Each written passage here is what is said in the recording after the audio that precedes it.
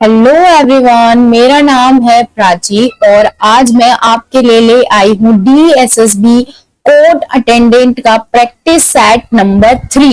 ये practice set number 3 है। इससे पहले का प्रैक्टिस सेट नंबर 1 और प्रैक्टिस सेट नंबर 2 मैंने ऑलरेडी चैनल पे अपलोड कर दिया है, आप जाके फटाफट से देख लो। तो ये सीरीज हम कर रहे हैं कोर्ट अटेंडेंट एग्जाम को मेन फोकस रख के और MTS एग्जाम को मेन फोकस रख के। ये प्रैक्टिस सेट केवल 5 क्वेश्चन पर सब्जेक्ट कंटेन करता है, लेकिन पेपर में 25 आएंगे।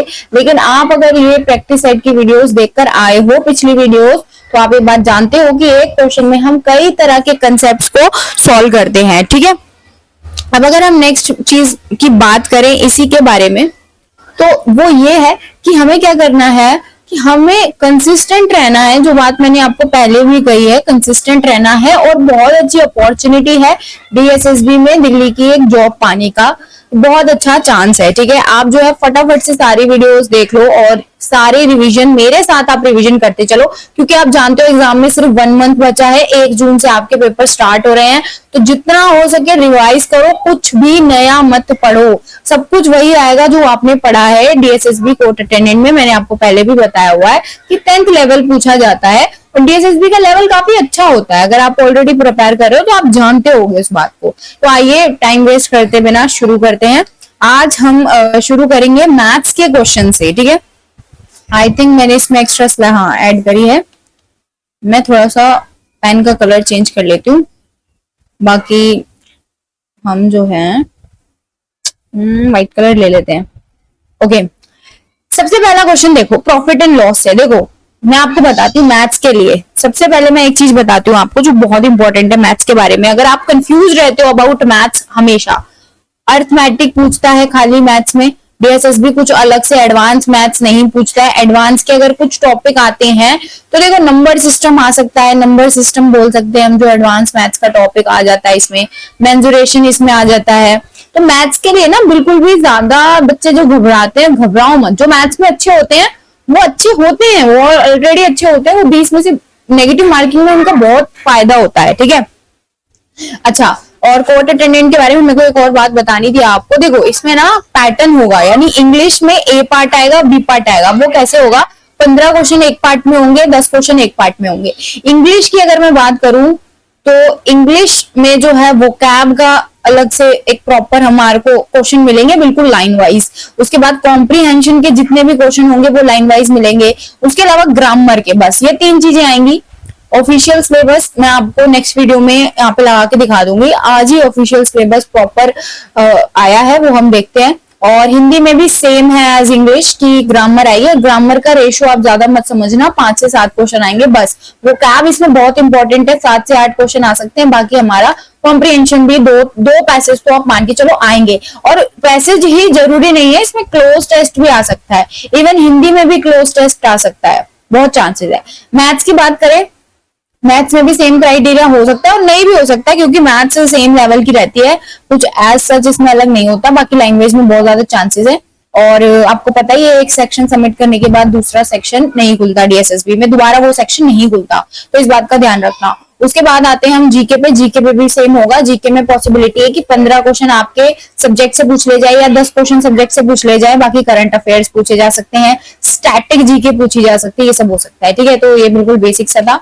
बिल्कुल टाइम ना लेते हुए मैं आपको क्वेश्चन की तरफ बढ़ती हूँ, तो आ जाओ। देखो मैथ्स में, हाँ मैं मैथ्स में बता रही थी कि मैथ्स में ना ज्यादा कुछ नहीं होता, कुछ चुनिंदा चैप्टर्स होते हैं, जैसे प्रॉफिट एंड लॉस। ये सारा देखो प्रीवियस ईयर का क्वेश्चन है, ये सारे मैंने जो इस सीरीज में लिए हैं।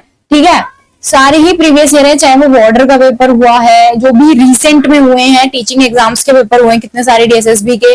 उसके अलावा MTS जो अभी रिसेंट का हुआ है आपका, डास ग्रेड 4 है, ये सारे जो बिल्कुल लेवल मैच करते हैं। ठीक है, इससे आ जाओ देखते हैं। प्रॉफिट एंड लॉस में ये वाला क्वेश्चन है हमारा फॉल्स वेट का, यानी कि डिसऑनेस्ट शॉपकीपर जो होता है उसका। फटाफट से क्वेश्चन पढ़ते हैं, वीडियो पॉज करो, फटाफट से क्वेश्चन सॉल्व करो और आंसर करो फटाफट से। ओके, चलिए हम सॉल्व करते हैं तब तक। एक शॉपकीपर है जो कि शुगर बेचता है पर यूज करता है फॉल्स वेट को, खाली 800 ग्राम वो देता है और 1 किलो के पैसे वो लेता है। ठीक है, तो ये इसकी गेन परसेंट क्या है? देखो इसके लिए मैं आपको एक ट्रिक बताती हूँ, बढ़िया सी छोटी सी। सबसे पहले हमारा क्वेश्चन नंबर 1 है, तो देखो यहाँ पे क्या है, 800 रुपए वो ₹800 का सीपी लगा रहा है, यानी कि ₹800 का तो दे रहा है सामान, लेकिन बेचा उसने किस प्राइस में, 1000 के प्राइस में बेचा है। तो इन दोनों का डिफरेंस कितना है, ₹200। ₹200 इन दोनों का डिफरेंस है, यानी उसका ये प्रॉफिट है। ठीक है, उसका ये प्रॉफिट है। अब प्रॉफिट किस पे कैलकुलेट होता है, सीपी पे। तो 200 के नीचे मैं क्या लिखूंगी, सीपी। सीपी मेरा क्या है, क्या मैं ये लिखूंगी, नहीं, ये तो एसपी है, तो हम 800 लिखेंगे। सिंपल, बहुत इजी क्वेश्चन था, सॉल्व करेंगे 25% आपका आंसर आ जाएगा, क्योंकि 1/4 हो जाएगा। तो ठीक है, समझ में आया, बहुत इजी है। हम नेक्स्ट पे आ जाओ। ये भी बहुत इजी है, बिल्कुल सिंपल से बेसिक, मैंने 2-3 पेपर के लिए है, आते हैं भाई ऐसे बेसिक। ये मैं सोचना कि बहुत बेसिक है तो ना करे बच्चे, सिर्फ हार्ड क्वेश्चन करते हैं, बेसिक भी आते हैं। ठीक है, चलो देखो, Uber cab covers 867 kilometre in 17 hour, what is its speed. तो उसकी स्पीड क्या होगी, ये तो बहुत ही इजी है, बस इतना करना है, कर लो। ये कटेगा 5 पे, हाँ 51 आंसर आ जाएगा अपना। देखो यहाँ पे थोड़ा सा ये तो मत ही देखो, बिकॉज ये तो, आ जाओ नेक्स्ट देखो। ये देखो, ये वाला क्वेश्चन देखो, ये क्वेश्चन देखते पे इतना टफ लगा कि ये क्या पूछ रखा है भाई, क्यूब रूट, वो भी ये। लेकिन ध्यान से देखो, ध्यान से देखोगे तो पता चलेगा, ये तो 15 का क्यूब है भैया, और ये तो 17 का क्यूब है। अब क्या होता है, डेसिमल देखो, डेसिमल गिनो, देखो 1 2 2 3 4 5 6, 1 2 3 4 5 6, तो डेसिमल से डेसिमल कट जाएगा। जब इक्वल होता है ना, डिवाइड है ये बीच में, जब इक्वल होता है तो ये कट जाता है, तो अपने पास सिर्फ ये बचेगा, सिर्फ ये बचेगा 4913। तो देखो, जहां तक मुझे याद है ये तो है हमारा 15 का क्यूब रूट। अगर मैं करने चलूंगी क्यूब रूट इसका अगर मैं क्यूब रूट करूंगी, सॉरी यहाँ पे नहीं आएगा, तो क्यूब रूट करूंगी, ये तो 15 का है, ये 17 का है, 15/17 इसका आंसर आ जाएगा, सिंपल एज दैट। आ जाओ नेक्स्ट पे आते हैं। ओके, ये भी इंपॉर्टेंट है। देखो, आज हमने डिस्काउंट से और डिस्काउंट का ही चैप्टर है आज मैंने डिस्काउंट का चैप्टर मेन फोकस करके उठाया है। ठीक है, और देखो पहले हमने करा डिसऑनेस्ट का, वो भी इसमें ही आता है। ठीक है, प्रॉफिट एंड लॉस और डिस्काउंट जो है आपस में जुड़े हुए हैं ये, और प्रॉफिट एंड लॉस और डिस्काउंट बहुत फेवरेट है, डीएसएसबी का बहुत क्वेश्चन बनाता है। देखो, एक होलसेलर ऑफर है जो कि क्या करता है, बाय 4 गेट 1 फ्री का ऑफर उसने चला रखा है, आर्टिकल को मार्क कर रखा है ₹800 पे, एडिशनल 10% डिस्काउंट दे रहा है इफ 30 यूनिट्स इज परचेज्ड। इस बात का ध्यान रखना, क्या बोला उसने, 30 units is purchase, effective discount percentage बताना है। तो इसमें हम सबसे पहले क्या करेंगे, सबसे पहले तो आप ये बाय 1 गेट 1 का सीन समझो। इसका सीन क्या है, बेसिकली हम क्या करते हैं, इसमें एक डिस्काउंट का रेशियो निकालेंगे, परसेंटेज निकालेंगे। वो कैसे निकलेगा, देखो जो कितना फ्री मिल रहा है, एक बात इसमें हमेशा याद रखना, ऐसे वाले क्वेश्चन में जितना फ्री मिल रहा है वो ऊपर रखोगे और नीचे टोटल लिखोगे। टोटल यानी कि जो हमने बाय कर रहे हैं और जो हमको फ्री में मिल रहा है, तो ये हमको कितना मिल जाएगा, 1/4 + 1 5 इंटू में 100 इसका परसेंटेज करना है। ठीक है, इसका हम परसेंटेज कर देंगे तो हमारा कितना आ जाएगा, 20%। मैं इसको यहां समझाती हूँ, देखो बहुत ही सुंदर लाइन बनी है, मिटाई देते हैं इससे अच्छा। तो इसको देखो, ये है बाय कराया हमने, सॉरी ये फ्री मिला है, ये है टोटल, इंटू में हमने 100 करा, तो ये हमारी आ गई 20% का डिस्काउंट है। लेकिन उसमें देखो, उसने क्या रखा है, 10% का एक्स्ट्रा डिस्काउंट है। तो बच्चे क्या करेंगे मोस्टली, या तो पैनिक में या कंसेप्ट क्लियरिटी नहीं होगी तो दोनों को ऐड करके लिखाएंगे, लेकिन यहाँ पे आपको 0 नंबर मिल जाएंगे। ठीक है, तो ये नहीं करना है आपको। 10% एक्स्ट्रा तो है, बट 10% आपको कैलकुलेट करना है, इसमें नहीं करना।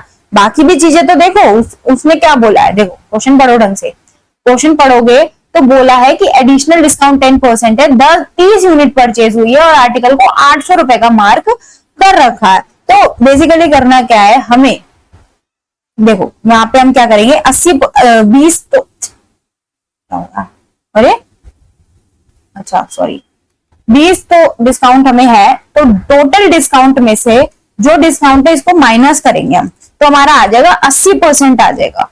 तो जब 80% आ जाएगा तो इस 80% का 10% निकलेगा, ना कि उसका। आप ऐसे इसको अगर सीरीज के मेथड से करना चाहते हो तो 100 माइनस का 20%, अब इसका हमारा आ जाएगा 10%, ऐसे कर सकते हो। तो इसका 10% मैं निकालूंगी तो 8 आ जाएगा। अब इस 8 को मैं 20% में 8% को इस 8% को मैं ऐड करूंगी 20 में, तो ये बन जाएगा मेरा 28। समझे? कुछ कुछ समझ में आया? सिंपल सिंपल, बहुत खिचड़ी पक गई है।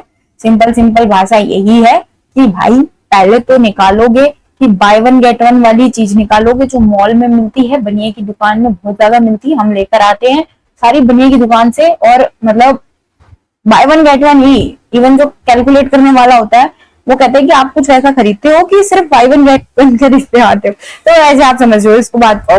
जो भी है आगे देखो। फिर इस 20% में 100% में से माइनस करूंगी। This is the trick only, इसके अलावा कोई और ट्रिक नहीं है। अब फिर इसको ऐड करना है, 20% में ऐड करना है, सिंपल सी इक्वेशन ये बनी है, इसके अलावा और दूसरी भाषा नहीं है। आ जाओ, अब ये देखो एवरेज स्कोर है इतना, टोटल एवरेज स्कोर दे रखा है, बैच ए के स्टूडेंट्स नहीं बताए, बस ये बोला है कि जो बैच बी के स्टूडेंट है उसका 2 गुना है। बैच बी का एवरेज है इतना और बैच ए का एवरेज है 76, तो हमसे यहाँ पे कंबाइंड एवरेज पूछी है। देखो कंबाइंड एवरेज का सीधा सिंपल सीधा फॉर्मूला है, फॉर्मूला नहीं रटना। इसके अलावा भी एक चीज बताऊंगी, पहले आप ये रट लो, ये है N2 इंटू X2 होता है अपॉन का आपका N1 into N2, sorry N1 plus N2। अब यहाँ पे क्या करोगे, यहाँ पे आपको N1 क्या है, इसका 2 टाइम्स है, तो आप 2 इंटू 76 करोगे, फिर प्लस करोगे, प्लस 1 इंटू 82 करोगे, अपॉन में 2 प्लस 1 करोगे, फिर सॉल्व करोगे, सॉल्व करके आओगे, देखो इसको सॉल्व करो, ये कितना आ जाएगा 1, और यहाँ का ये 1 कैरी लगेगा, 14 आएगा, 152 आ जाएगा, प्लस 82 आ जाएगा, अपॉन का 3 आ जाएगा, फिर काट पीट के कर कुरा के हमारा आंसर डी बन जाएगा, 82 आ जाएगा। तो ये सब नहीं करना है पेपर में, फॉर्मूला याद रहता है तो वेल एंड गुड है। आपको क्या करना है, आपको करना है एलिगेशन मेथड का यूज करना है। एलिगेशन मेथड का यूज कैसे करोगे, देखो 76 ये है, 82 ये है, अब आप क्या करोगे, टोटल एवरेज आपको 78 दे रखी है, इसमें से इसको माइनस करोगे 2, इसमें से इसको माइनस करेंगे 4, तो क्या रेशियो बन जाएगा, 2:1 का रेशियो बन जाएगा, एज सिंपल एज दैट। फिर आप निकाल लोगे एवरेज, समझे? तो आप है ना, मतलब शॉर्टकट जरूर करना। एक तो देखो डिजिटल सम प्रिपेयर कर लो कि डिजिटल सम क्या होता है, तो उससे शॉर्टकट मिलेगा। और ये पेपर की अगर मैं कोर्ट अटेंडेंट वाले की बात करूँ तो 2.5 घंटे मिलेंगे, बढ़िया आपको मिल जाएगा कंटेंट। और प्रीवियस ईयर जरूर लगा लो जितना हो सके। आ जाओ नेक्स्ट सब्जेक्ट पे आते हैं, जीके नहीं, फटाफट से इंग्लिश और हिंदी खत्म कर लेते हैं। हाँ हिंदी पे आए हम, देखो बहुत इजी है, कारक वाला है, शिक्षक डैश छात्रों डैश पढ़ाता है, तो ये तो बहुत इजी है। शिक्षक ने छात्रों नहीं, शिक्षक ने छात्रों को पाठ पढ़ाया होगा, ये गलत लिखा है, क्वेश्चन ही गलत लिखा है, मेरे को सेंस नहीं बन रहा इस बात का। शिक्षक ने छात्रों को पाठ पढ़ाया, समझे? आ जाओ, बिल्कुल लॉजिक वाला क्वेश्चन था, ऐसे ही क्वेश्चन आएंगे पेपर में। मुझसे आज आप पूछ लो तो यही मैं कहूंगी कि यही क्वेश्चन आएंगे। आप सोचोगे कि बहुत सुपर क्वेश्चन हिंदी में आएंगे, नहीं आएंगे। लैंग्वेज आपको इजी ही देखने को मिलेगी, टफ पार्ट अगर लैंग्वेज में मिला, पेपर टफ बनाने का मूड हुआ तो वो कैप दे देंगे ऐसी जो सोची नहीं थी कभी, समझे? इसके अलावा और कुछ नहीं हो सकता है, this is the level only. अब देखो लोकोक्ति का अर्थ बताना है, उत्तर घाटी हुआ बादल। अब देखो क्या बात है कि आपको क्या करना है, आपको सेंस समझना हिंदी में बहुत जरूरी है। जितने भी लोकोक्ति मुहावरे हैं, हम सब लोग वोकैब याद करते हैं इंग्लिश की, हिंदी की क्यों इतनी नहीं करते, करते हैं इतनी नहीं करते, क्योंकि हम निकाल सकते हैं, हम हिंदी बोलते हैं, ठीक है, इसमें हमारी कमांड है। इसमें अगर आपके नंबर कम आते हैं तो मतलब कुछ दिक्कत है भाई, है ना। नेक्स्ट देखो, उत्तर घाटी हुआ बादल। अब इसमें आप समझो, सेंस समझने की कोशिश करो। कार्य समय हो जाने पर पछताना भूल जाना, उत्तर घाटी, ठीक है। पत्थरों से मैदान में भाग आना, ये तो कोई सेंस नहीं बन रहा। पहाड़ी परिवेश घृणा करना, बच्चे इसमें कंफ्यूज हो सकते हैं क्योंकि घाटी वाटी लिखा है, पर्वतीय हो जाना बिल्कुल नहीं, दो में हमें कंफ्यूजन है। अब देखो उत्तर घाटी हुआ बादल, उत्तर घाटी हुआ बादल, तो इसको आप क्या करोगे कि कार्य समय पर हो जाने पर पछताना भूल जाना। एक मैं आपको बात बताऊं, देखो जब कभी बहुत ज्यादा कंफ्यूजन हो ना आपको, क्योंकि एलिमिनेशन मेथड क्या कहता है, एलिमिनेशन मेथड कहता है कि भैया 3-4 ऑप्शन है तुम्हारे पास, नेगेटिव मार्किंग में मैं एक वीडियो इस पर बेशक बना दूंगी अगर आप लोग बोलोगे तो, बट आप लोग कुछ बोलते ही नहीं हो, है ना। देखो फिर भी मैं समझा देती हूँ। नेगेटिव मार्किंग में क्या होता है कि एलिमिनेशन मेथड का हमें क्वेश्चन अटेम्प्ट करने का एक तरीका होता है। वो होता है कि एलिमिनेट, एक तो होता है कि आपको क्वेश्चन आता है तो आता है, आप टिक करके भाग जाते हो नेक्स्ट क्वेश्चन पे। नहीं आता है जो आप थोड़ा सोचना पड़ता है, तो उसमें आपको अटेम्प्ट करना है, मूड बना लिया है। बिल्कुल ही नहीं, देखो एक होता है बिल्कुल आता है, एक होता है बिल्कुल ही नहीं आता। बिल्कुल आता है तो भी अटेम्प्ट करके भाग जाते हो, बिल्कुल नहीं आता तो भी भाग जाते हो नेक्स्ट क्वेश्चन पे।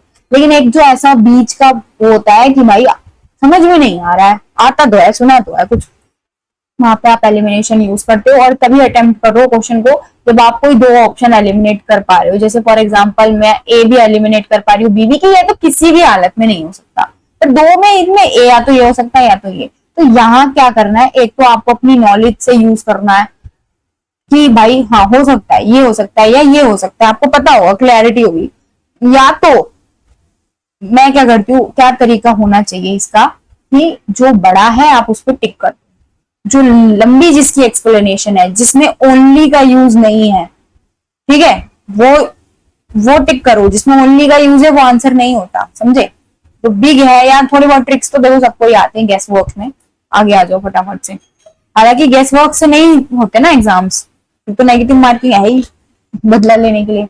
विलोम शब्द बताने, सभी ने चित्रकार की कला की प्रशंसा की, इसमें अंडरलाइन तो अच्छा हाँ, प्रशंसा, प्रशंसा का विलोम बताना है कि क्या होता है भाई, निंदा होता है, तो सिंपल सा है, ठीक है। दीर्घ, दीर्घ आयु यानी जिसकी लंबी आयु हो, स्वागत, स्वागत करते हैं, नेक्स्ट है पर्यायवाची। आज एक महात्मा घर पर भिक्षा के लिए आए, जिनमें से रेखांकित शब्द पर्यायवाची कौन सा नहीं है, तो इसमें महात्मा होगा। महात्मा का कौन सा नहीं है, ये भी सिंपल है, आराम से हो जाएगा। आतिशी नहीं है, सब में महा लगा है, आप समझ सकते हो, सिंपल सेंस है।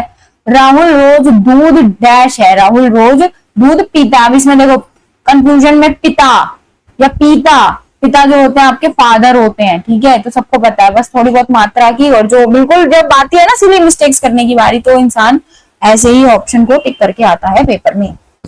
आ जाओ फटाफट से, वीडियो लंबी नहीं करनी हमको। अब देखो इंग्लिश आ गई, इंग्लिश में वो क्या बढ़िया आती है इसमें डीएसएसबी में, आप अच्छे से प्रिपेयर भी करके जाना। अब देखो क्या बोल रहा है, हमें क्या, देखो ये पेपर है आपका, ये पेपर मैंने लिया था, जेल वार्डर का पेपर है जो ये आज का है, ये जेल वार्डर का पेपर मैंने लिया था, ठीक है, प्रीवियस ईयर उठाए थे उसके।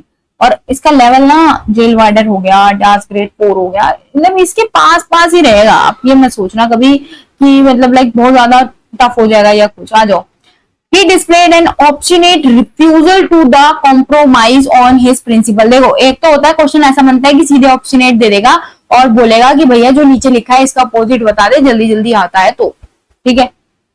या फिर ये करेगा आपके साथ कि एक सेंटेंस देगा कि एग्जामिनर चाह रहा है कि आप सही बताओ, आपको अगर ऑब्स्टिनेट का मतलब भी नहीं पता तो आप इस सेंटेंस से निकाल सकते हो बाकी शब्दों को समझ के कि उसने कुछ ऐसा दिखाया, रिफ्यूजल दिखाया, यानी आप नेगेटिव बात हो रही है, to compromise on his principle, ठीक है, कि मैं अपने सिद्धांतों से कुछ भी समझौता नहीं करूंगा, ठीक है। तो क्या है कि इसका मतलब ऑब्स्टिनेट का मतलब क्या होगा कि कोई बहुत ज्यादा दृढ़ चीज है, कि रिफ्यूजल तो मतलब मना है, इसका मतलब मना तो नहीं हो सकता, तो इसका मतलब होता है जिद्दी होता है। ऑब्स्टिनेट का मतलब क्या होता है, जिद्दी, आप लिख लेना इसको। ऑब्स्टिनेट बहुत फेमस वर्ड है, डीएसएस भी, वो कैब भी, आप मैं बताऊं, वो कैब भी डीएसएसबी जो पूछता है ना बिल्कुल फेमस वाली पूछता है, ठीक है। डीएसएसबी में एसएससी की वो कैब नहीं आती, कंफ्यूजन ये मत रखना कि हमको पास हो गया भैया एसएससी में, या एसएससी में अच्छा स्कोर आता है तो डीएसएसबी तो न्यू निकाल देंगे, नहीं, डीएसएसबी बहुत अलग है, पैटर्न बिल्कुल अलग है।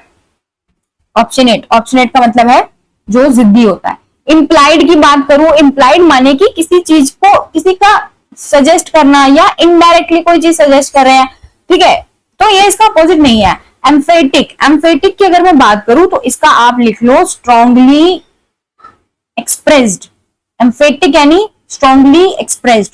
तो आज हमने 3 वर्ड अब तक कर लिए। ऑब्स्टिनेट, ऑब्स्टिनेट यानी कि कोई जिद्दी होता है, इम्प्लाइड यानी कि किसी चीज पर हम जोर दे रहे हैं, कुछ कर रहे हैं, ठीक है, और एम्फेटिक का मतलब ये है कि स्ट्रांगली एक्सप्रेस्ड। और कॉम्प्लिएंट, कॉम्प्लिएंट का मतलब होता है कोऑपरेटिव, ये भी लिख लेना, कॉम्प्लिएंट का मतलब होता है कोऑपरेटिव। कैटेगोरियल, कैटेगोरियल का मतलब क्या होता है कि हम कोई डेफिनेट है, कोई चीज स्पष्ट है, ठीक है, स्पष्ट है कोई चीज, ल्यूसिड और वेग भी इसी में आते हैं, एक दूसरे के अपोजिट है दोनों। ठीक है, आ जाओ अब इधर देखो फटाफट। ऑप्शनेट अब निकाल लोगे, मतलब अब मीनिंग समझ में आ गए। ऑप्शनेट मतलब जिद्दी, उल्टा बताना है। जो जिद्दी है, जो कोई बात नहीं मानता, तो उसका उल्टा है कॉम्प्लिएंट, यानी कि थर्ड ऑप्शन हमारा बिल्कुल सही हो जाएगा। आ जाओ नेक्स्ट आ जाओ। The scholarship will cover expenses dash a maximum of 50,000 for each selected student. up to ही आएगा इसमें। बिल्कुल समझ के आ रहा है, बिल्कुल देख के आ रहा है। ऐसे क्वेश्चन में नहीं कुछ है, बहुत इंग्लिश खराब है। फटाफट से एक एक ऑप्शन रख के पढ़ के देख लिया करो, बिल्कुल सही हो जाता है। अप टू ही आएगा। और जब कोई स्कॉलरशिप या ऐसी कोई बात होती है तो वहां पे एक अमाउंट आता है, तो अप टू आता है। ठीक है, नेक्स्ट पे आ जाओ फटाफट से। अब हाँ, PQRS बहुत पूछे जाएंगे और ये कॉम्प्रिहेंशन का पार्ट होगा। कॉम्प्रिहेंशन में मैंने बोला ना, कॉम्प्रिहेंशन में देखो सात पांच पांच से सात ही आएंगे वो कैब के, और उसके ग्रामर के। ग्रामर और वो कैब ऑलमोस्ट सेम रेशियो रहेगा, वो कैब का ज्यादा हो सकता है। बट जो कॉम्प्रिहेंशन वाला पार्ट है ना आपका, कॉम्प्रिहेंशन वाला पार्ट में क्लोज टेस्ट तो बिल्कुल लिख लो, आ सकता है। पैसेज आएगा, बिल्कुल यही चीजें आएंगी, ये बात ध्यान रखना। और PQRS जरूर आएगा। हो सकता है इनमें से कुछ चीज पे के साथ कॉम्प्रोमाइज कर ले एग्जामिनर, पर इसके साथ बिल्कुल नहीं करेगा। लेटेस्ट एग्जाम मैंने जितने भी देखे हैं प्रीवियस ईयर, आप खुद उठा के देख लो, PQRS भर भर के पूछे हुए हैं। आ जाओ देखते हैं, पार्ट में अरेंज करना है। ठीक है, इन द रिथमिक बीट्स, ठीक है, in the rhythmic beats with his cane tapping along the clogged street against the stone, the old man walked slowly. ठीक है, तो इसमें हमें बिल्कुल वो लग रहा है कि पूरा सेंटेंस हम देखते हैं। देखो सबसे पहले तो द से जो the old man walked slowly, the old man walked slowly. फिर उसके बाद क्या आएगा, विद हिज केन टैपिंग, ये भी हो सकता है। एस के बाद में, एस तो देखो सबसे पहले आएगा, कौन कौन से ऑप्शन, अब एक ही ऑप्शन में चलो आगे करते हैं। The old man walked slowly with his cane tapping along the cold street against the stone, नहीं ये नहीं बन रहा। ठीक है, तो हमारा क्यू के साथ आर तो नहीं आएगा, ये बात तो ठीक है, क्योंकि देखो along the cold street against the stone, ये दोनों तो नहीं बन रहे, तो क्यू के आर साथ कभी नहीं आएगा। तो ये बात भी हम ध्यान में रख लेंगे। In the rhythmic beats, in the, ये तो लास्ट में आएगा, ये लास्ट में आएगा, ये फर्स्ट में आएगा, सिंपली हो जाएगा ये। ठीक है, अब आते हैं चूज द करेक्ट ऑप्शन। क्या बोला है कि चूज द करेक्ट ऑप्शन। देखो ये वाला पूरा सेंटेंस एक बार पढ़ के अगर आप देखोगे तो सेंस प्रॉपर बन जाएगा, तो इसमें भी आप पढ़ पढ़ के भी निकाल सकते हो। थोड़े से ट्रिकी होते हैं ये, सब्जेक्ट वर्ब अग्रीमेंट ढूंढना होता है इसमें खाली, और कुछ नहीं ढूंढना होता। अब आ जाओ, choose the correct option that contain the miss spelled word. अब इसमें क्या है, देखो कौन साइटियश सही लिखा है, इसका अर्थ क्या होता है, इसका मतलब होता है कि कोई मेहनती है, इंडस्ट्रियस इसको हम बोल सकते हैं। ठीक है, कोई मेहनती है। मेटिकुलस, मेटिकुलस क्या होता है कि बहुत ज्यादा ध्यान से जो काम करता है, बिल्कुल सही लिखा है, स्पेलिंग ये भी सही लिखा है। देखो ये कौन साइंटिस्ट क्या होता है कि जो मेहनती है। मेटिकुलस भी यही होता है कि जो मेहनती होता है, बहुत ध्यान से काम करता है, इंडस्ट्रियस होता है। आइडियोसिंक्रेसी, ये सही लिखा है बच्चे। कई बार क्या होता है क्रेसी में CY, ये जो SY लिखा है CY का सोच लेते हैं, बट ये बिल्कुल सही लिखा है। आइडियोसिंक्रेसी का मतलब क्या होता है, देखो कोई खास, किसी की कोई खास अजीब आदत होती है, जैसे किसी का मतलब है कि कोई खास, जैसे नाखून खाते बहुत लोग खाते हैं, तो वो आइडियोसिंक्रेसी नहीं है, कि कोई खास सी अजीब सी आदत है, कि मतलब किसी को कुछ भी कह सकते हो, कैसा फेस बनाने की आदत है, बार बार कुछ करने की आदत है बार बार, है ना। तो आइडियोसिंक्रेसी यही होता है कि जिसको रिपीटेडली कोई आदत होती है, जो बार बार एक आदत करता है। प्रिजर्वेंस ये बिल्कुल गलत लिखा है, इसमें क्या है, ये मिस स्पेल्ड है, इसकी स्पेलिंग क्या होती है, प्रिजर्वेंस। ठीक है, ये गलत लिखा है, इसके अलावा ये होती है इसकी spelling pre, I think S R, हाँ ये लिखी है, ये तो सही लिखी है, क्या दिक्कत है भाई। प्री सर्वेंट सही तो लिखा है। अच्छा यहाँ पे तो लेकिन मिस स्पेल्ड बोला है। आई थिंक अगर मिस स्पेल्ड पूछा है ना तो क्वेश्चन में कुछ मिस्टेक होगी या टाइपिंग से कुछ मिस्टेक हो गई होगी, बट प्रिजर्वेंस तो सही लिखा है। अच्छा प्रिजर्वेंस का मतलब क्या होता है? प्रिजर्वेंस का मतलब होता है कि जो हम कोशिश लगातार करते रहे ना, कोई चीज हम लगातार करते रहे, किसी चीज को हम कॉन्टिन्यूअसली मेहनत कर रहे हैं, पढ़ाई में मेहनत कर रहे हैं, लगातार करते रहे। तो आज हमने कितने वर्ड सीखे देखो, 1 2 3, सॉरी ओ गॉड, एक वर्ड, 2 वर्ड, 3 वर्ड, 4। इसका मतलब क्या होता है? जिद्दी। इसका मतलब क्या होता है? कोई चीज स्ट्रांगली एक्सप्रेस। इसका भी वही होता है। कॉम्प्लिएंट का मतलब कोऑपरेटिव। कैटेगोरियल का मतलब क्या बताया था मैंने? कैटेगोरियल का मतलब होता है कि आई थिंक क्या बताया था मैंने? कैटेगोरियल का मतलब जो हम कोई हम बिल्कुल डिफाइंड है, हम किसी बात में डिफाइंड है, ठीक है, स्पष्ट है। हाँ स्पष्ट, स्पष्ट बताया था यस। अब देखो कॉन्साइंटियस, ये बिल्कुल सही स्पेलिंग है। मेटिकुलस वर्ड आज हमने करा, इसका अर्थ क्या होता है? मेटिकुलस का अर्थ होता है जब हम ध्यान से काम करते हैं, मेहनती होते हैं, इंडस्ट्रियस। इसका आइडियोसिंक्रेसी क्या होता है? आइडियोसिंक्रेसी होता है कि जो हम कोई खास, किसी की कोई खास अजीब आदत होती है। प्रिजर्वेंस क्या होता है कि हमें क्या होता है बेसिकली, लगातार कोई काम होता रहे। The debate focus on the benefits of the online learning, ठीक है। The debates focus on the benefits of the online learning versus, versus ये आएगा अमंग। अमंग देखो मैंने बताया था, बिटवीन होता है कि जो दो लोगों के बीच में आता है। अमंग होता है जो बहुत सारे, मोर देन 2 के बीच में आए, मोर देन 2 हो, ठीक है। अक्रॉस नहीं आ सकता, सूट भी नहीं कर रहा वैसे भी। बिसाइड्स नहीं। आ जाओ नेक्स्ट पे चलते हैं, हो गया हमारे ऑलमोस्ट। अब आते हैं हम जीके पे। ओके जीके पे आते हैं। आज हमें क्या करना था जीके में? सबसे पहले हम देखो ये वाले टॉपिक है, देखो आपको पता होगा कि मैं जो है ये जो टॉपिक कराती हूँ मतलब ज्यादातर जीके में हम क्या करते हैं? रिवाइज करते हैं मोस्टली। जो भी हमारा कंटेंट होता है कि हम जितना भी करते हैं, मेन फोकस हमारा रिवीजन पे रहता है। तो अब मैं आपको बात करूं तो मैंने पिछली 2 क्लासेस में आपको क्या क्या कराया है, हम पहले इसको रिकॉल करते हैं, विद ट्रिक्स आपको बताती हूँ। तो आइए पहले हम पिछला रिवाइज करते हैं। कुछ क्वेश्चन, ये वाले क्वेश्चन जो है एमसीक्यू में नहीं थे, सॉरी प्रीवियस ईयर में नहीं थे, ये मैंने खुद से ऐड करे हैं। ये मैं आपको बता दे रही हूँ ऑनेस्टली, ये मैंने खुद से ऐड करे हैं ताकि हम जो है रिवाइज कर सके, ठीक है। Which planet is known as the red planet? तो रेड प्लैनेट कौन सा होता है? मार्स होता है। क्यों होता है? पढ़ चुके हैं हम, आयरन ऑक्साइड की प्रेजेंट की वजह से होता है। मार्स का कलर रेड होता है।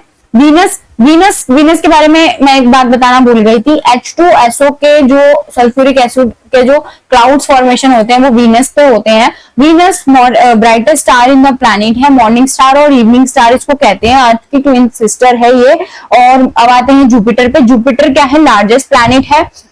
हमने सीक्वेंस पढ़ा था, जे सन ई वी एम मरकरी। ये क्या है? डिक्रीजिंग ऑर्डर में जो कि है आपके प्लैनेट्स के साइज ऑफ प्लैनेट्स हैं। मरकरी की अगर हम बात करें तो स्मॉलेस्ट प्लैनेट है, क्लोजेस्ट टू द सन है।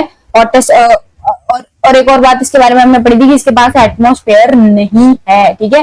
तो आते हैं फटाफट से। अब हम बात करते हैं largest ocean in the world. Pacific ocean है।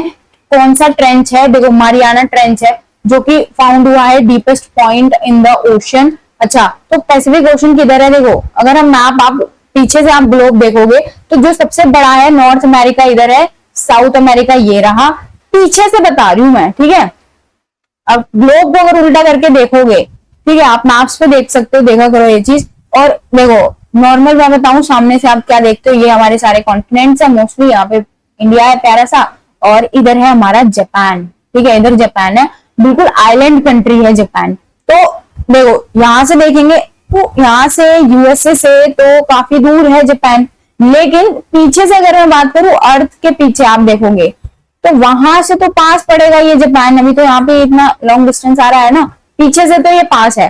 तो कुछ इस तरीके का आपको मिलता है, यहाँ पे जापान बन जाता है। अगर हम इसको बिल्कुल उल्टा करके देखेंगे तो यहाँ पे जो है, यहाँ पे है आपका रिंग ऑफ फायर है, ring of fire. Ring of fire क्या है कि यहाँ के जितने भी एरिया हैं, यानी जापान तो पूरा बिल्कुल रिंग ऑफ फायर के अंदर आता है, और आपका थोड़ा इधर जो कॉन्टिनेंट्स हैं जापान से जुड़े हुए, आप ग्लोब देखना समझोगे, ठीक है। तो ये है रिंग ऑफ फायर। तो ये बिल्कुल प्रोन है अर्थक्वेक से, और जितनी भी वॉल्केनिक एक्टिविटीज होती हैं उनसे प्रोन है बिल्कुल। ये वाले, ये भी पूरा है, ये पूरा बिल्कुल प्रोन है, प्रोन टू इट। अब हम बात करें हॉर्स शू शेप्ड है ये रिंग ऑफ फायर। एक और बात आपको बतानी थी जापान के बारे में। जापान में हर साल मॉक ड्रिल्स होती हैं, क्योंकि बहुत ज्यादा प्रोन है जापान।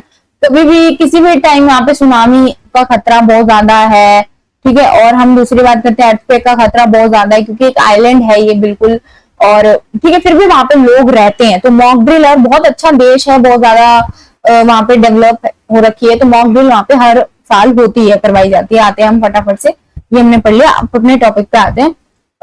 42nd कॉन्स्टिट्यूशनल अमेंडमेंट से क्वेश्चन है, which was added preamble by 42nd amendment. 42nd amendment के बारे में मैं बताऊं तो इसको हम मिनी कॉन्स्टिट्यूशन भी कह सकते हैं, क्योंकि इंदिरा गांधी की सरकार के टाइम पे यहाँ पे बहुत सारे नंबर ऑफ अमेंडमेंट्स इस अमेंडमेंट से हुई थी, और फिर जो कुछ इसमें गलत था वो कॉन्स्टिट्यूशनल अमेंडमेंट 44th ने सब कुछ सही कर दिया था, ठीक है। अब हम बात करते हैं प्रियम्बल के बारे में, पढ़ते हैं प्रियम्बल के बारे में कि व्हाट इज प्रियम्बल। तो सबसे पहले आपको क्या याद रखना है प्रियम्बल की, अगर मैं बात करूं तो आपको प्रियम्बल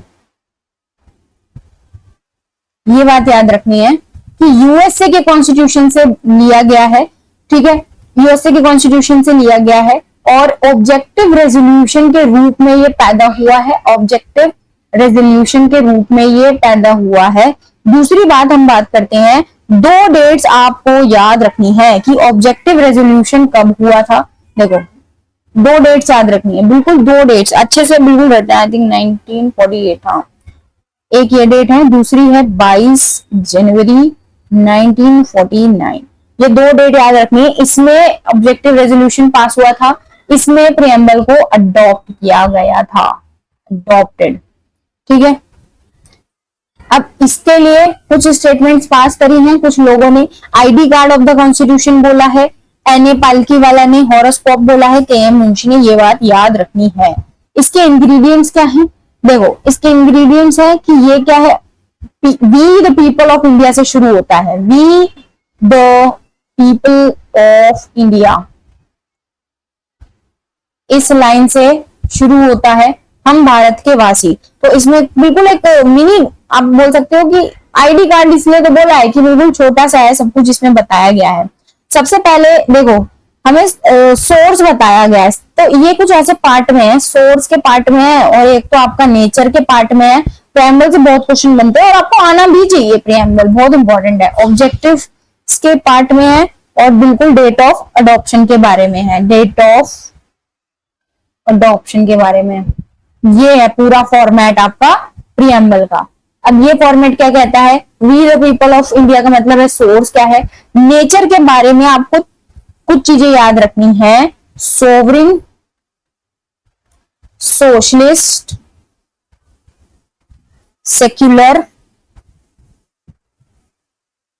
रिपब्लिक और डेमोक्रेटिक है। आई थिंक रिपब्लिक एंड हमारा डेमोक्रेटिक।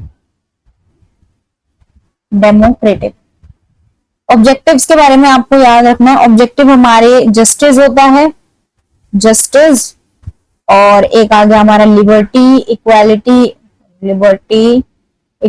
फ्रैटर्निटी। जस्टिस क्या होता है, न्याय, जस्टिस, और लिबर्टी क्या होता है, फ्रीडम होती है। इक्वालिटी क्या लिख दिया, ये क्या लिख दिया, इक्वालिटी होती है, इक्वालिटी क्या होती है, समानता। एक होता है हमारा फ्रेटर्निटी जिसको ब्रदरहुड बोलते हैं, यानी भाईचारा, ठीक है। डेट ऑफ अडॉप्शन तो आप अगर प्रीएम्बल की फोटो देखो, आपके बुक्स में भी बनी होती है, एक बार पढ़ लेना, उसको देख लेना, नीचे लिखा होता है कि अडॉप्शन डेट होती है नीचे। तो this is all about preamble. यहाँ से वैरायटी ऑफ क्वेश्चंस बनते हैं। अब हम पढ़ लेते हैं शेड्यूल्स। मुझे आपको शेड्यूल्स भी पढ़ाना था आज, मैं नोट कर रखा है कि मुझे क्या क्या पढ़ाना है। आज हम शेड्यूल रिवाइज करेंगे, पढ़ तो हम ऑलरेडी चुके हैं, आप सब पढ़ चुके होंगे, आप सब इससे भी ज्यादा डेप्थ में जानते होंगे, आई नो, लेकिन रिवीजन करनी है, क्विक रिवीजन का मतलब यही होता है, इन डेप्थ जाकर नहीं होती बहुत ज्यादा क्विक रिवीजन, ठीक से होती है। ठीक है, शेड्यूल्स को याद कैसे रखते हैं, ट्रिक होती है टीयर्स।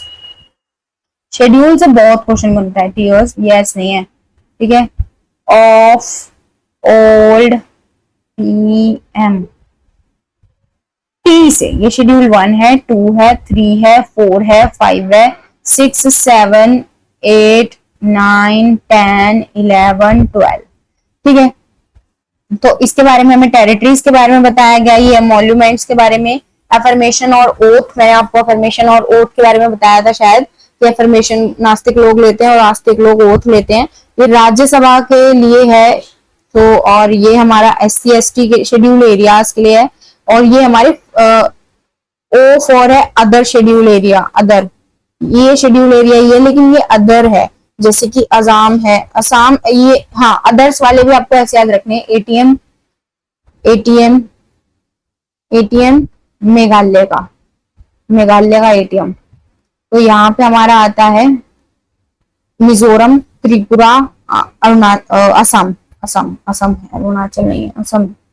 ऐप से है फेडरल प्रोविजन, और 7th में ही याद रखना लिस्ट है सारी की सारी, यूनियन लिस्ट है, स्टेट लिस्ट है, कॉन्करेंट लिस्ट है। ठीक है, यूनियन जो सेंट्रल गवर्नमेंट संभालती है, स्टेट जो स्टेट गवर्नमेंट संभालती है, जो इन दोनों में नहीं आता वो कॉन्करेंट में आता है। ठीक है, ऐसे याद रखना है। ऑफ ओल्ड, ओल ओ से यहाँ पे ऑफिशियल लैंग्वेजेस हैं, ओरिजिनली 14 थी, एट प्रेजेंट 22 है। ठीक है, अब हम बात करते हैं एल से, एल में लैंड रिफॉर्म्स है, एल से लैंग्वेज याद नहीं रखना, 8th में है लैंग्वेज। ठीक है, बहुत क्वेश्चंस पूछे जाते हैं, आराम से बना लोगे, लिख लोगे साइड में। डी से है डिफेक्शन लॉ, यानी डिस्क्वालिफिकेशन, डिस्क्वालिफिकेशन के बारे में है। ठीक है, पी से है पंचायत, और ये है, और ये दोनों याद रखना, ये जो है 73rd कॉन्स्टिट्यूशनल अमेंडमेंट से आया था, और ये 74th से आया था। तो दैट्स इट फॉर टुडे। ठीक है, मतलब सॉरी नॉट फॉर टुडे। देखो शेड्यूल मैंने पढ़ा दिया, that's it for preamble and schedule मैं बोलना चाहूंगी। देखो प्राइमबल पढ़ा दिया है, सोशलिस्ट कौन सा वर्ड ऐड हुआ था, तो सोशलिस्ट वर्ड ऐड हुआ था, और सेक्युलर और इंटीग्रिटी तो पहले ही था। देखो वो यार मिट गया ना वो, ठीक है कोई नहीं। अब आते हैं which schedule is anti defection law, तो अभी हमने पढ़ा है ओल्ड, डो पीएम, पीएम ओल्ड पीएम, ये है 12, 11, ये 10, तो 10 वाला हो जाएगा answer. Fundamental rights are okay, हमें सोर्सेज और करने थे, ये भी मैंने नोट कर रखा था। सोर्सेज पढ़ते हैं, देखो यूएसए से क्या क्या हमने बोरो करा है, पहले हम वो पढ़ते हैं। तो यूएसए से कैसे मैंने याद करा था, तो वो देखो यूएसए से ना बहुत अच्छी अच्छी चीजें बोरो करी हैं, ये बात आप याद रखना। जैसे फंडामेंटल राइट्स है, यानी कि जो देशवासी हैं उनके लिए मेनली, ऐसे याद रखा था। तो फंडामेंटल राइट्स हमने करा था। प्रीएम्बल देखो कितना अच्छा है, वो हमने इनसे बोरो कर रखा है, प्रीएम्बल। ठीक है, उसके अलावा जुडिशरी, सबसे ज्यादा इंडिपेंडेंस ऑफ जुडिशरी इनसे हमने लिया है। ठीक है, और कॉन्स्टिट्यूशन जो है, संविधान ही सुप्रीम रहेगा, ये बात भी हमने इनसे ली है, सुप्रीम रहेगा। फंडामेंटल राइट्स हो गए, प्रीएम्बल, जुडिशरी, और आई थिंक हाँ एक मैंने आपको बताया था इक्वल प्रोटेक्शन ऑफ लॉ बताया था ना, वो आ जाएगा इसमें कि हमने वो लिया था इनसे, इक्वल प्रोटेक्शन ऑफ लॉ। उसके बाद इम्पीचमेंट, और एक और चीज जो है ध्यान में नहीं आ रही है, वाइस प्रेसिडेंट, और आई थिंक इमरजेंसी भी ली थी, कोई फाइनेंशियल इमरजेंसी ली थी, हाँ फाइनेंशियल इमरजेंसी ली थी। ठीक है, तो ये आपको याद रखना है। कैसे याद रखोगे, कोई ट्रिक नहीं है इसके लिए, खुद रखना पड़ेगा। यही ट्रिक है कि अच्छी अच्छी चीजें हैं, प्राइमबल, जुडिशरी, कॉन्स्टिट्यूशन सुप्रीम रहेगा, तो अच्छी बात है ना। इक्वल प्रोटेक्शन ऑफ लॉ, हाँ ये पॉजिटिव कंसेप्ट है, मैंने ये बताया था, इसलिए ही ये अच्छी अच्छी चीजों में आ रहा है। ठीक है, इम्पीचमेंट, इम्पीचमेंट क्या है, देखो प्रेसिडेंट की इम्पीचमेंट थी ये, प्रेसिडेंट की, और वाइस प्रेसिडेंट रहेगा, एक होगा वाइस प्रेसिडेंट, वीसी नहीं वीपी। ठीक है, फाइनेंशियल इमरजेंसी ये थोड़ा अच्छा नहीं है, बट ठीक है, इमरजेंसी मतलब याद रख सकते हो आप। यूके के कॉन्स्टिट्यूशन पे आ जाओ, जो ज्यादा इंपॉर्टेंट है, मतलब जो जो मैं लिखवा रही हूँ सारे ही इंपॉर्टेंट है। इनसे हमने क्या लिया है, बाई कैमरल, ये बिल्कुल रट लेना है ये वर्ड, पहले भी बताया था शायद, बाई कैमरल लेजिस्लेचर। ये हमने इनसे लिया है। और सिंगल सिटीजनशिप का जो हमारा वो है, इनसे हमने लिया है। सिंगल सिटीजनशिप हमने इनसे लिया है। पार्लियामेंट्री फॉर्म ऑफ गवर्नमेंट क्यों लिया है, ये इसका तो रीजन है भाई। इसका रीजन क्या है कि देखो, ब्रिटिश ने हम पे रूल करा, ठीक है। ये जब आते थे तो इन्होंने पार्लियामेंट बना रखी थी, तो जब हम अपना संविधान बना रहे थे तो बिल्कुल ही ये सिस्टम हटा करके दूसरा सिस्टम लाना नॉट पॉसिबल, इतना बहुत ज्यादा मुश्किल हो जाता है। इसलिए पार्लियामेंट्री सिस्टम को ही, ठीक भी था वो हमने और लिया रिट्स, जो कि बहुत अच्छी चीज है। हमने पढ़ी थी ना आर्टिकल नंबर, कौन सा आर्टिकल है बताओ जल्दी, 32, और हाई कोर्ट, ये सुप्रीम कोर्ट के लिए और हाई कोर्ट के लिए 226, ठीक है। और ये हमने इनसे बोरो करे हैं, तो यही है। रूल ऑफ लॉ भी एक लिया था। चलो अब फटाफट से आ जाते हैं हम इरिश से, क्योंकि इरिश आयरलैंड के कॉन्स्टिट्यूशन से हमने करा है DPSP, directive principle of state policy हमने ली है, और नॉमिनेशन ऑफ राज्यसभा, बस इससे ज्यादा कुछ नहीं लिया। डीपीएसपी इसमें याद रखना है, नॉमिनेशन ऑफ राज्यसभा। उसके बाद और रशिया का देख लेते हैं। रशिया से हमने लिया है फंडामेंटल ड्यूटीज ली है हमने रशिया से, जो कि 51 कॉन्स्टिट्यूशन 51 आर्टिकल है। और 5-year plan, yes very important, 5-year plans जो है रशिया के कॉन्स्टिट्यूशन से बोरो किए गए हैं। और आई थिंक और एज मेजर तो किसी से कनाडा, हाँ कनाडा का पढ़ लेते, कनाडा के क्वेश्चन आते हैं। कनाडा में बेसिकली यहाँ पे हमने फेडरल, जितना भी फेडरल फीचर्स हैं वो सब हमने इससे बोरो करे हैं। फेडरल, जहां पे वर्ड फेडरल आ जाए वही, ठीक है। Jurisdiction of supreme court, jurisdiction of supreme court याद रखना, ठीक है।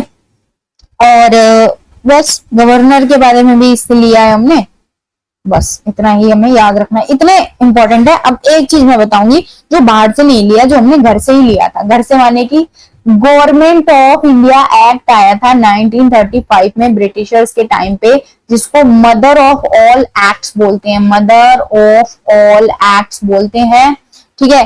तो इससे हमने बहुत इंपॉर्टेंट चीजें ली हैं।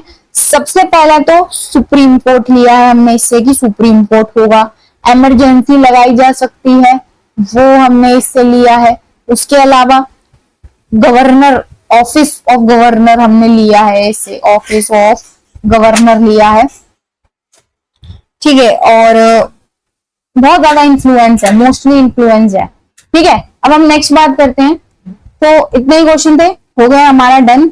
तो दैट्स इट फॉर टुडे। अब हम क्या करेंगे, अगले प्रैक्टिस सेट का वेट करेंगे, तब तक इस वाले प्रैक्टिस सेट के क्वेश्चंस करेंगे। होमवर्क से प्रीएम्बल पढ़ा है तो उसका रिवीजन करके आओगे, शेड्यूल्स का करके आओगे, उसके अलावा क्या बताया था, सोर्सेज ऑफ कॉन्स्टिट्यूशंस का करोगे, ठीक है। तो that's it for today, thank you so much, be consistent, और अगली वीडियो का देख लेना, पिछली भी देख लेना। Thank you for today, good bye.